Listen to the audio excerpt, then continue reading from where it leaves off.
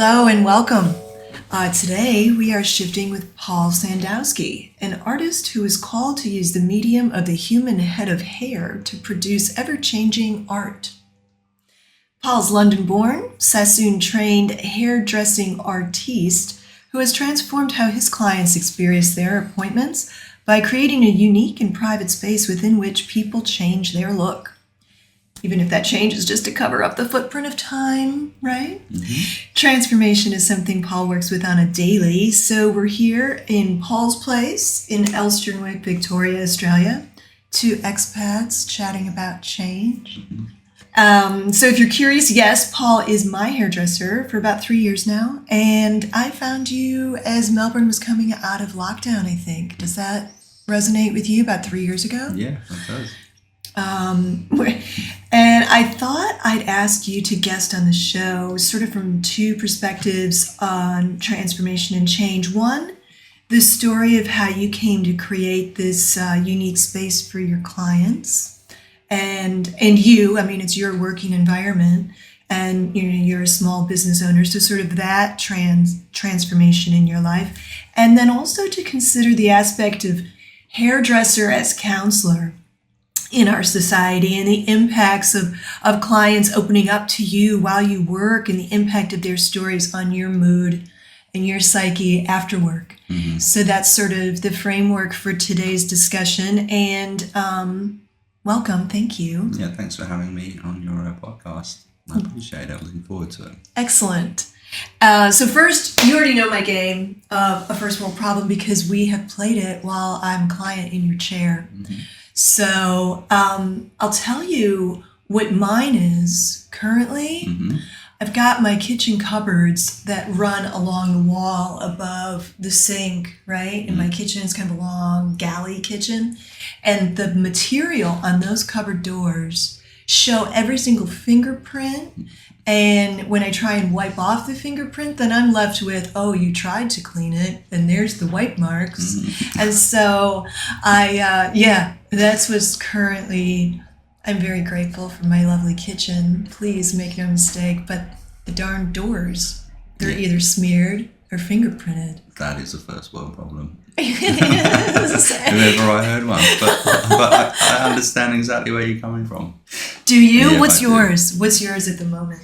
Mine is I'm grateful for all the people that do contact me, and there is no incorrect way of contacting me. However, there are so many platforms which people do contact me on, from WhatsApp to Instagram, Facebook, Messenger, voicemail, text message, just calling straight out. There are 3 different email addresses I think I've got, and there's junk mail boxes, and I'm sure I've missed out a few others, but that's a lot of platforms. It's 11, Paul. That's I counted 11 while you were talking. Mm-hmm. So do you have an admin person who helps you out? No, I managed to sort of track down all of these appointments that are coming through, and I'm really somehow have this magic way of getting in contact with everyone and getting everybody in at the right places. But it definitely is amazing how many platforms there are and how many people find me through various Facebook pages and word of mouth. And I do have obviously I have a mobile number, which I have advertised on my page. But it's just incredible. Every direction I turn, there's, as I said, I'm grateful that there are lots of people contacting me, but I just, it's just seemed to just be coming through all different platforms. And as you said, there's 11 of them. There's 11 that you just mentioned. And I mean, that's crazy. And I've been speaking to quite a few solopreneurs, if you will, or small business owners, people who work for themselves. And it's a common complaint. And I'm wondering if we've discovered a gap in the market for technology developers to focus on, because I come from the corporate world, and there's a lot of streamlining tools that would be quite expensive for a solo practitioner to use. And then there's all these options for a small business owner. But but how do you know what's the best one for you? Who's the consultant that you could access? I think that's sort of where I'm coming from. I mean, wouldn't it be great if there was a one-stop shop for solopreneurs to go to and say, please set this up for me, and that you could trust. I think it's the trust. Yeah.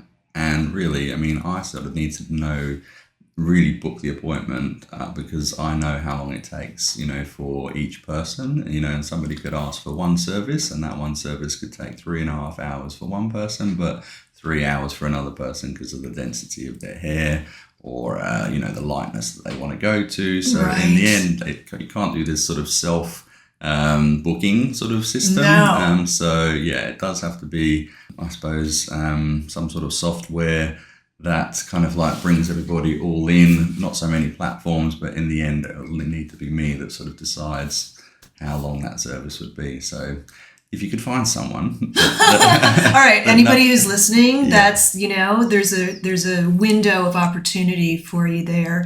And then, so I guess the next thing is, that sounds like quite the headache, and of course you're grateful for clients and also these different channels that through which they can find you.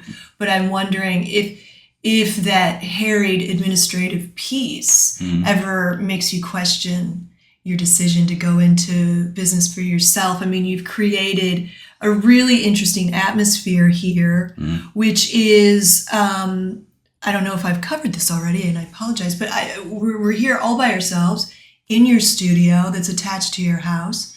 And every time I come, it's just me. I'm your only focus. It's fantastic. There's no noise from other people. I mean, we don't look our best when we're getting our hair done, do we? No. So privacy is kind. A lot of people do prefer it, than sitting in salons surrounded by people. They're all looking and, judging and noise everywhere and, not being attended to as much as you hope to. And so, yeah, it's definitely the private space works for a lot of people. It's really nice. And plus the skylights, are here and it's just, there's a lot of plants and it's just really cozy and airy at the same time, which is a really nice environment to go and sit for a couple hours because mine takes a few hours and I'm sure I'm not the only one. So it sounds like, no, your administrative headaches do not make you wish that you took a different route, but talk to me about how you did end up coming up with this plan, because I don't think this is where you started. I worked in salons for 18 years, and I had even more of a crazy life working in those salons. It was way too hectic, and I really still love the work that I do, and I just wanted to take out all the chaos. To be honest, so that I could really focus on my work and focus on the people that come in and, I just, and sort of rid myself of all the sort of ego that I was surrounded by. And, and I'm a bit of a homebody and I really kind of thought to myself, I think I really want to do this, just for myself and in a really calm, quiet space. It just seemed to just flow perfectly as soon as I decided to do that. Clients came in and I could tell that they really liked it. They could see that I really liked it and everything. It was for me, it felt like a phenomenon, like that had happened. I was just busy all the time and I just much preferred it. And all the people that came preferred it. And those that came and very, very few people that came that sort of like, they found it unusual, to just have the space to themselves. That was fine, because sometimes you try things and you just go, oh no, I want to be in that hectic environment and, where you feel like you're sort of remaining anonymous. Whereas some people like to come and have a really good chat or they just want to just have peace and quiet from the sort of chaos of their own lives. And I think I'd say, a huge percentage of the people that came were just like, this is what I've been looking for. That's well, I like it better for sure. And a huge goal of mine when I started working for myself was I wanted to really sort of use the salon and the extra income that I was instantly making working for myself, to go back and study at the Vidal Sassoon Academy, because it's something I just could not afford before. And I'd worked for some amazing salons in London, and there was a huge piece of the puzzle for me that just I always wanted to sort of like get that piece of the puzzle. And for me, it costs an extraordinary amount of money, which is well worth every, I'm going to say, penny, because it is in pounds. Right. And for me, it was so worth it. I met the most incredible team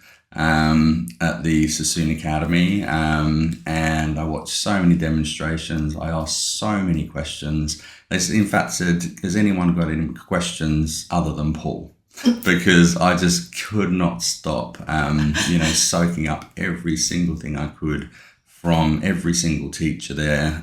They're all so talented, and it's a technique, the Sassoon technique, that I think is, the foundation of everything that I do, from understanding textures and hairlines and shapes and silhouettes and what hair needs to be left and what hair needs to be kept and how things affect skin tone, and just, it's not just how we cut hair, but why we cut hair. And that's what I learned from the Sassoon educators, suitability and just precision, and it was really everything that I wanted. And I went over a 5-year period, going back to see my family.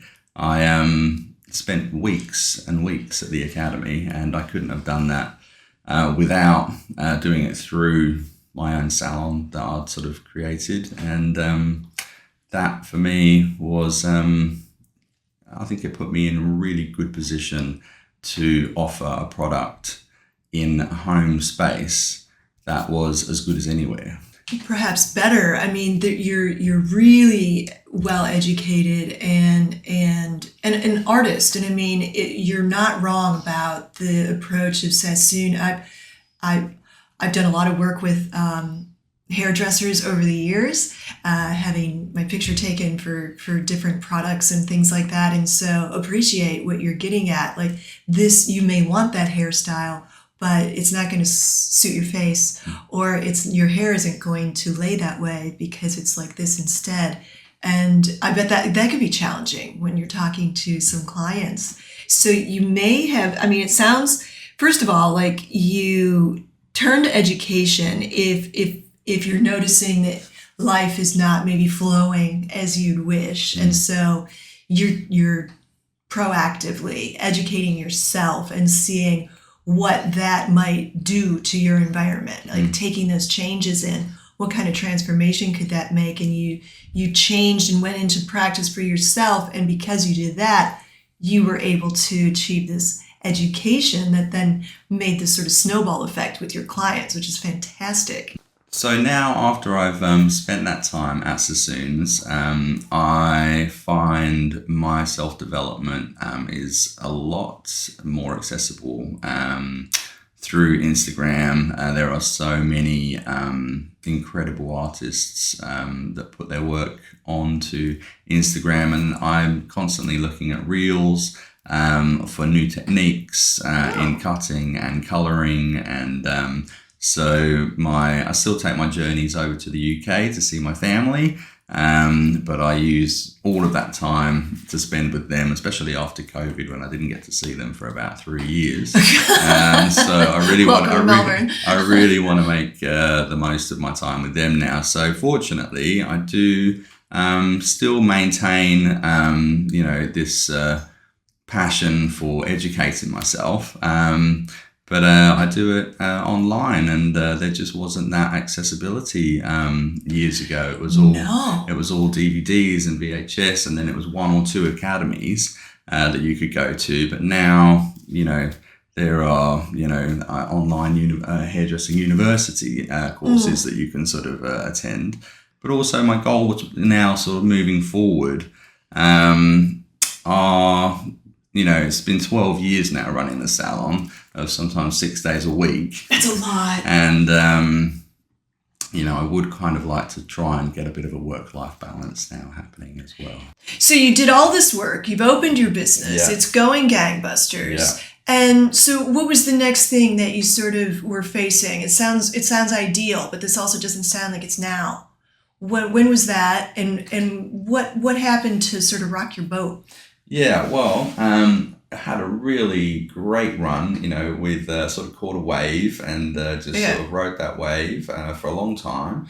And then, hit my 40s and just found myself, like many people, just hitting a bit of a bump in the road, sort of tumbling in turmoil. Dun, dun, dun. Yeah, with a few things. And in that time, I think a lot of hairdressers would agree when it can be a sanctuary, actually, working in the salon and focusing on your work. But also, sometimes, when you do face these moments, you can lose that. You can lose that passion. Everything seems a bit trivial in hairdressing sometimes when you're looking through the wrong lens, you're looking through grey lenses. Oh, vanity. You could maybe get irritated with your clients. Mm-hmm. Oh. Yeah, you're just more, you lose that sort of like passion for, does this person want a fringe? Do they not want a fringe? Do they like their fringe? What shape do they want their fringe? How short do they want their fringe? How light do they want it? Do they want it cool? Do they want it warm? Do they want it? You're in this kind of mindset where you're like, I don't care whether they want a fringe or not. And in that space, I found that the most interesting thing, the thing that didn't seem trivial to me about hairdressing, were the conversations that I was having with my clients around personal things that were happening in their lives, because personal things were happening in my life too, and the sharing and the listening and the connecting with my clients, that didn't seem trivial at all. I felt like, and so because of that, I decided to make another shift into in education. Yeah. And do a diploma in counselling because I'd over the years met so many people that had turned to me for just to talk to me, whether they wanted advice or not, or whether they just wanted someone to listen. And I really felt quite comfortable to sort of hold that space for them. And, and I think a lot of hairdressers have been in that position where they've got people coming in more so now than ever, post-COVID, with so much going on in the world, financial crisis, interest rates and politics, etc. We've got people coming in, that have really, needing someone to open up to. And I sometimes spend, 3 to 4 hours with people. Right. And we really get into it here because there's, it's a private space. And I do genuinely feel that I want to sort of support, and I feel like, because I feel that people have lost sight of the fact that it's kind of up to us to help society, not just be all self. So I kind of feel when people come in, I want to stop there for a second because I'm waffling. Okay. That's cool. I love that you did a course in counseling because you noticed that people feel comfortable opening up to a hairdresser. I've often, in my history with the hairdresser, yes, we sit there for a long time. And at the same time, I've always been conscious that not every hairdresser does the counseling degree. And so I'm not really going to divulge a whole lot. Because that's not, I feel it might be burdensome. And that was actually the point that I was going to try and make with you, curious about, you're a hairdresser, you're an artist, and you're thinking about doing your art, and in comes this person with their mortgage concerns and their child who doesn't want to go to school. And how do you balance those two things? Great question. I don't find that I often get to the end of the day and think to myself, oh my God, I'm absolutely exhausted and drained mentally from those conversations, because I find them quite fascinating, to be honest. I find people and their lives and what's happening, really quite engaging. And so that's exactly the sort of thing that does happen when people come in. They do talk about, kids that are doing school refusal, and they come in at different stages of their life cycle, where they are looking after parents, or they are going, they've got difficult teenagers, or they've got toxic workplaces. I've had people just crying in my arms because they're lonely, and literally you're holding them, and I think to myself, there is very sort of little difference between what I'm doing to what a counsellor is doing, because they just, you don't sort of like need a diploma in order to be a counsellor. Yeah, you sort of, as in, years ago, people used to come to the elders of the village, the wise person in the village, to talk to people. And so now it's kind of got to this point, I want to sort of like word it. I feel like I'm not wording it sort of like perfect, like as well. I think that's okay, because it's just a chat between friends. Yeah. And I think maybe what you're reaching for. So I did some work to become a certified mental health first aid responder. And so that was a coursework of about 20 or 30 hours and then a test. And so it helps to identify people in crisis and the behaviors they may exhibit, and then also feeds you some information on how to approach that person and what questions to pose to winnow out where they are and what help might be necessary. So I think from that perspective, it is important to have some education in order to be able to have the tools so you don't become personally involved. Yeah. Right? And it's not encroaching on your reserves. And I think that's what I'm wondering. How do you create those boundaries? And what do you do in your life? What are your habits to balance yourself? Okay, my habits to balance myself are into meditation. Oh, really? I don't know. And that's well, basically, the things I do to balance myself is when I have finished work, if I am feeling pretty exhausted and a racing, busy mind from all the conversations that I've had throughout the day and all the techniques that I've used and all the colours and all of that. I find I go straight to my longest passion, which has always been film. And that's something that I do. That is my self-care sort of thing, which I find is incredible escapism. I love cinema. I've loved it since I was a kid. I find that I in fact went to see a play at the cinema on Sunday, and it was a comedy, Present Laughter, a Noel Coward play with Andrew Scott, and it really it was so good to laugh and just sort of just be swept away with these wonderful actors.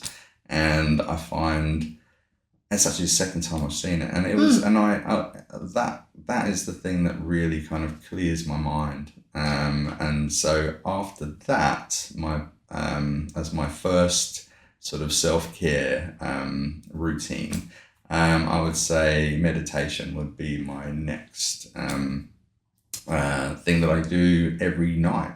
To be honest. For how long? How many years have you been doing that? I've been doing that for at least 5 or 6 years now. Nice. Yeah, and I feel like I've always thought of it as kind of like word medicine. There's been certain times where I've specifically typed in, as if I'm going through something, and I sort of like I've typed in exactly what it is that I'm sort of going through, and then there is a meditation specifically for that. And I find that those particular words are the words that I need to hear, and that's when I feel like they're medicine, and I feel so much calmer and there's so much more positivity sort of like being fed through into my ears, straight to my brain, and it just settles me physiologically. I just really love meditation for that.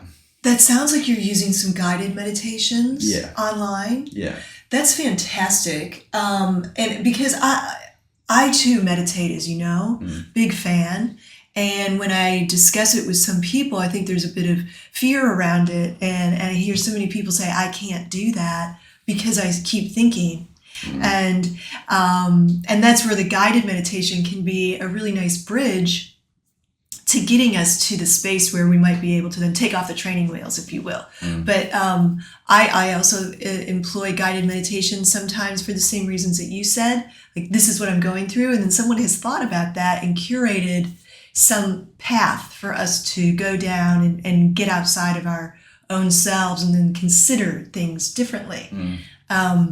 And how do you feel about the voices? The voices? The actors? Yeah, I tend to, I do go for, sometimes I go for a British accent, because it makes me feel like closer to what I call home, still, even though I've been here for so many years. And I, sometimes someone will start talking and immediately I'm like, no, that's not relaxing me at all. And then there might be some weird sounds in the background that are just irking me, that I'm like, how do people find this sound relaxing? Right. So there's a lot to getting the background sound right, the tone of the voice, and then the words. And once you find a particular sort of like meditation teacher or guide, I tend to stick to a few, just a handful, because that's really important to me, that it all sort of goes together. Because otherwise, I'm there just going, oh God, that sounded critiquing, judging the content over having the experience. Yes, I'm with you. I'm going to plug a channel on YouTube that I actually really enjoy. It's called Entrance, and the main voice on there is a male who is English, and you might enjoy him. He actually makes me smile quite a lot. He seems a bit cheeky in his approach, and he's just funny. And there's tons of topics on whatever you could think of. It's usually about an hour, so it's really quite nice before sleep. So Entrance, if you're interested. I like that one. And I love your sleep routine because it's a habit that's easy to incorporate because it's the same time every day. And then you, after a little while, about 21 days, usually you start looking forward to it. And you've mentioned that you do sometimes enjoy a voice that comes from your country of origin, which is also very interesting to me because although I do like the Entrance guy, most of the people that I listen to are from the U.S. and female. So I just find those things kind of funny. But I'm wondering too, with that, you're using technology to help your mental health. And so I really see that this is our future and we need to remove the blocks to that. I think a lot of us have our heels ground in, going, I don't want to be so technology driven. And I'm wondering if you've noticed sort of on a societal level with your clients just out and about. I mean, I think we have a unique perspective in Melbourne about COVID, about how technology is changing things. And I'm wondering if you've noticed some behavior changes with the increasing inclination toward a technology first problem solving approach. I have noticed people are more antisocial and isolated and disconnected physically from the increased use of technology. Really? And as far as problem solving, well, there is a wealth of information online that can assist with various issues, from tips to dealing with toxic bosses and colleagues and how to deal with the loss of loved ones. And however, this is a very sort of impersonal approach to dealing with life's challenges. And essentially, people are alone in one of life's inevitable tunnels, and the only light they have in the dark is the light of their device and the content on their screen. So I find in those times, it's a few good, kind people or a community or even one really solid person that walks by your side in the dark. And the connection and their love and empathy and compassion and wisdom and guidance is a less lonely, isolating way of finding a way out of the tunnel back into the light. And that's why I find the counseling and human connection in my salon really interesting and helpful.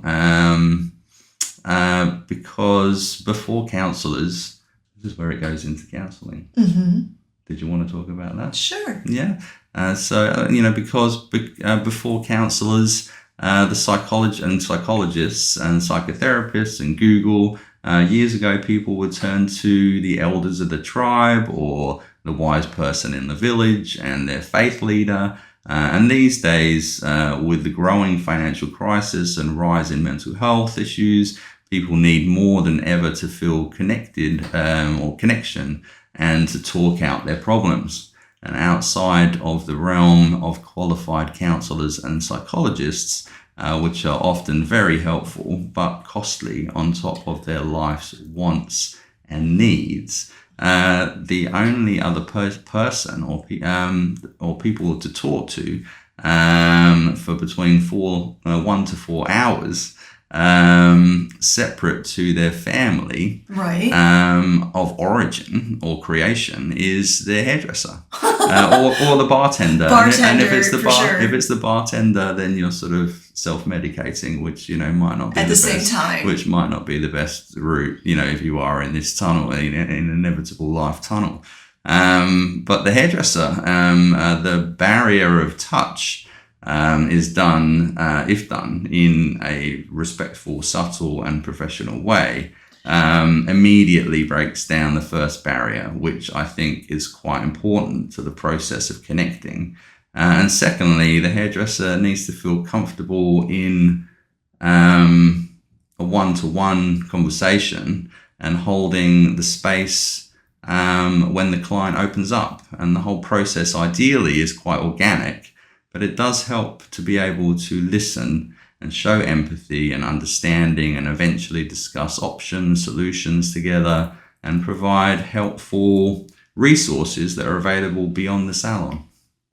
And you were talking there about the touch, and that made me remember there are in some nice spas, and there will be a treatment where you get your hair washed and your scalp massaged. And, we're talking about self-care. I think seeing the hairdresser is an activity of self-care, and a lot of people really look forward to it. And it may, for some people, be the only time that they get touched while they're getting their hair washed. So I think, it's a really intimate service if done mindfully. And I think I remember a conversation with you a while back where you were telling me that mindfulness is really important to you, and it was a reason that you were drawn to this kind of work because you're able to blend it all together. And does that make sense to you? Do you find that you're not needing so much to make time for mindfulness because it's always 100%? I find that the art, the craft of hairdressing, for me, just makes the time go so fast. I never look at the clock during the day. It really is.